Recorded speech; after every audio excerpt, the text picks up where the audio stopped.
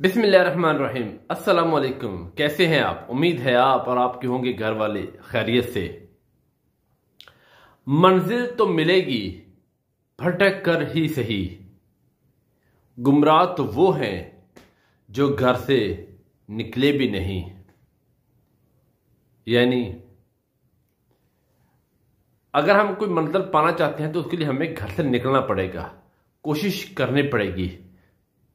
हो सकता है कि मंजिल तक पहुंचने के लिए हमें रास्ते में जो मुश्किलात आए, परेशानियां आएंगी, उनको हम झेलना भी होगा। ये नहीं कि मंजिल पर बंदा आसानी से पहुंच जाएगा। मंजिल बहुत मुश्किल से मिलती है, लेकिन इसके लिए हमें घर से निकलना पड़ेगा, कोशिश करनी पड़ेगी। ये नहीं हो सकता कि हम घर बैठे रहें और कहें मंजिल पर पहुंच जाएं। कभी भी नहीं होगा। ये ख्वाब है, और ख्वाब वो भी है जो खामख्याल है। इसलिए अगर हम चाहते हैं कुछ पाने के लिए, कुछ करने के लिए, किसी मंजिल को हासिल करने के लिए, तो हमें अपने घर से निकलना होगा, मुसम्मम इरादे से निकलना होगा, कोशिश करनी होगी।